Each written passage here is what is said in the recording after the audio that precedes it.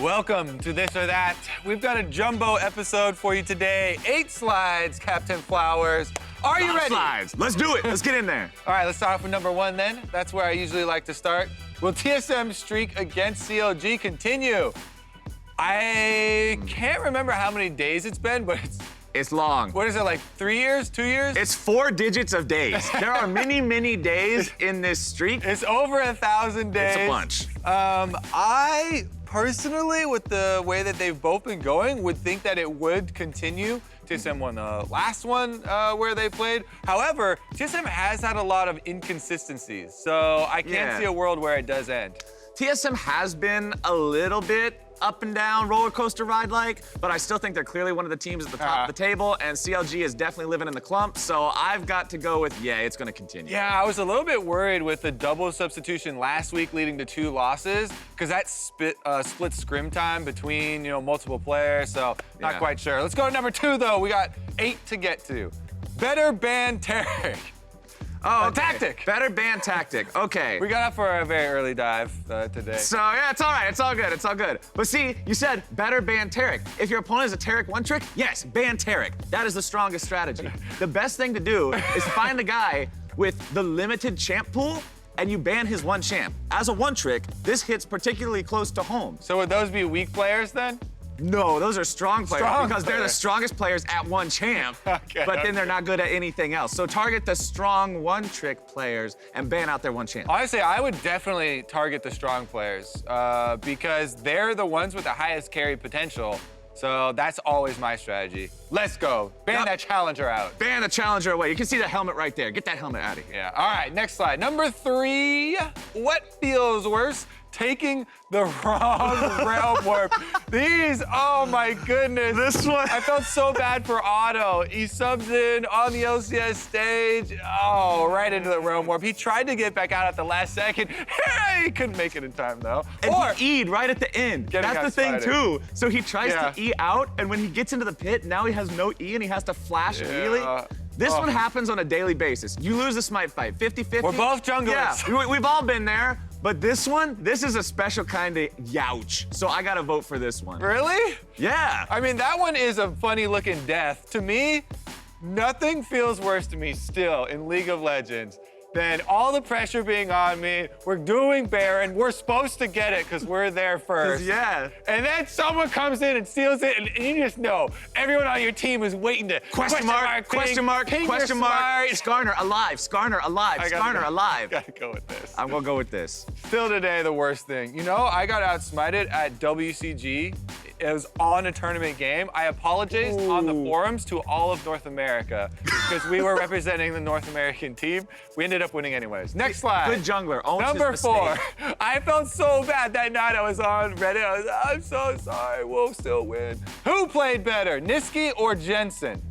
Honestly, Niski played really well in the early stages. The Syndra, he was up CS, he was up turret plates. It isn't an Orianna matchup.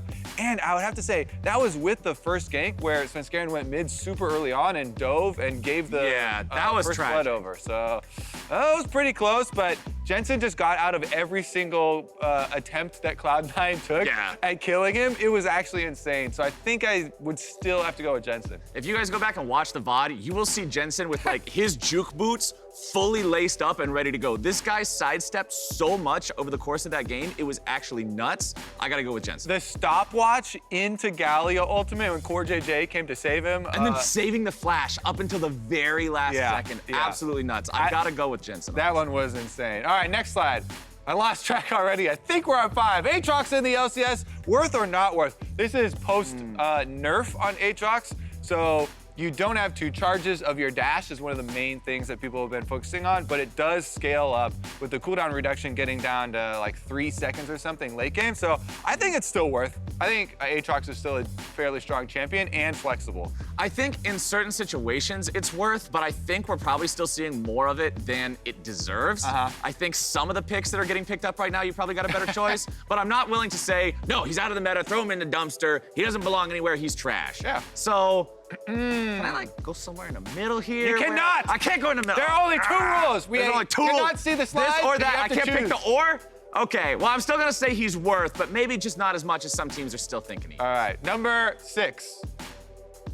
Okay. How to fix 100 Thieves for summer.